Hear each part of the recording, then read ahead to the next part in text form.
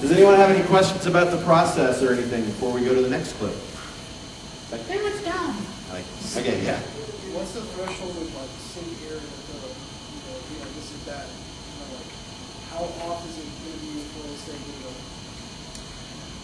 Well, it's all subjective. How much does it take for the director to go, no, this is not salvageable, let's do another take? Well, that just depends on the situation. Sometimes, maybe for tech reasons, the actor will be asked to redo it because the performance was spot on, but for whatever reason, maybe there's wind noise. Because you guys know that the microphones that are used in these recording situations are very, very sensitive. They cost like $1,000 and up. And they're very sensitive, and they can hear your food digesting. It's kind of disturbing. So you'd be standing in the booth. Oh, what's that? Like, Taco Bell. What do you do, right? So, yeah, there's that whole thing. So you just kind of do the best you can. Sometimes you'll do a read that you'll think is great, and then the director will have you do another one, and that's what they go with. But I mean, that's not your call. You know, you're the actor. You're there to do the performance as asked of you by the director. And I'm sure there's been many times where I've watched the final product and go, you know, I know there was a better take of that. I wanted to use that, but you know, what can you do? It is what it is. So, yeah, with that in mind, let's take a look at our next clip, which has not one but two pauses, and it's Emo Chick. The mouth flaps are a little hard to see. We may have to turn the lights down on this one. I don't know. Is there an actor light switch? I got it. Bottom right. See the lips? Just barely. Okay. He looks intense. All right, cool. We're going to leave the lights down there just for a second. Thank you, sir. And let's find an emo chick. Who wants to be an emo chick? All right, you can be an emo chick. Perfect. Step forward. Doesn't work. How emo are you? Very. You want to cut yourself, do you? Emo violin. Yeah, you can just use an electric razor and just have baby smooth wrists. Emo light. Okay, so take the mic. Tell us who you are. I'm Machi. Hello, Machi. Okay, Machi, take a look at your script line. You're good at that. You were at A-Kon, right? Yeah. Okay.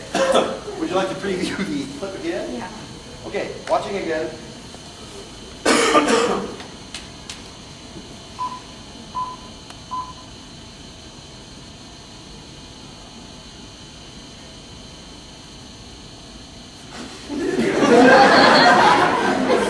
I guess I'd be emo too if that do. All right, so your direction is be emo. Now obviously it's delivered very seriously, very quiet, so holding the mic really close so we can hear you nice and loud, and let's go for it.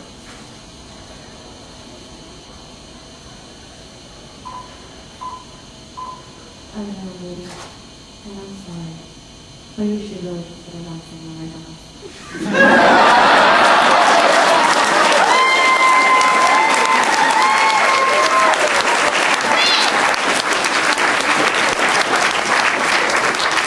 All right, performance spot on. The first two parts synced up perfectly. The last part, though, was too fast or too slow? Too fast. So slow down the, I think you should consider waxing your eyebrows part. But let's deliver that same delivery, same intensity. If you can, make it a little bit louder. If it's projecting more or holding the mic closer, whatever. Just a little bit louder, but keep it dark and serious like that. And here we go with take two.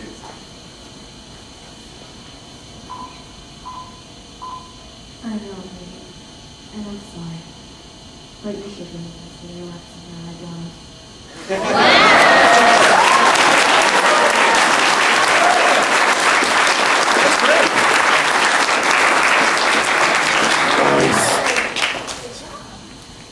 All right.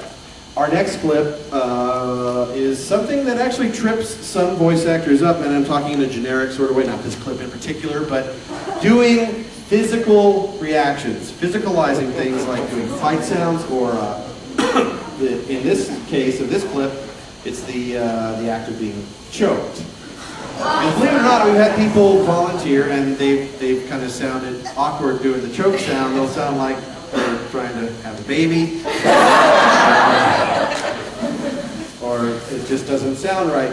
And some actors do get tripped up in the booth sometimes when they want to believe it or not how difficult it is to, laugh convincingly, crying especially. How can you just cry, be sad, think of the puppy that got run over? It's like, how can you channel that in 30 seconds or less? When you're sitting there in the booth, cracking jokes with the director, watching the footage being queued up, and the characters are standing in compromising positions, and you're just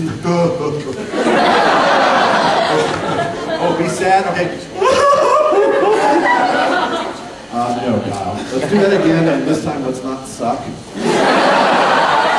Right. Okay. So this next clip has a physical aspect to it. It's called Cheating Loser. So let's take a look at Cheating Loser. This person has been cheating? In a way, you'll see with the line of dialogue, but been beat up a lot. And let's see here. Here goes. It's got the pauses in it. Lift it up in the air. And see the little twittering of the feet? That's where I want you to be choked.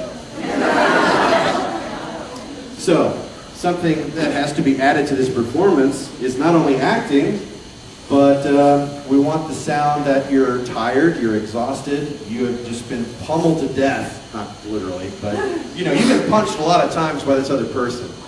And they're just about to give you the killing punch right there. So you gotta sound winded and out of breath when you deliver the lines. Because if you just read it like this, it sounds really flat and boring. Yeah. And if everyone did that, then dubs deservedly get a bad rap. So we want to act. When we do voices, it's more about acting. It's definitely underscore the acting part. Doing voices is a nice perk, but believe it or not, there are a lot of voice actors who only have maybe one or two voices in their whole repertoire. And you tend to hear that voice over and over again on other shows. And it's not a bad thing. Those actors get chosen because they're good at what they do. They make these characters believable. It's like if you've got like a Yuri Lowenthal, for example, who gets pigeonholed, quote unquote, into doing the heroic voice. You know why? Because he does a damn good heroic voice. That sort of thing. Yeah. Aren't some voice actors like Stephen Bloom selected for like that one voice, like he does like Roger Smith and Spike Spiegel? Pretty much. Well, yeah, absolutely. I mean, when they establish and have a resume, a whole history of doing these kind of shows, and they've got that signature voice, absolutely. And in many cases, especially in LA, it's like if a director says we want that Stephen Bloom sound, then they call Steve Bloom.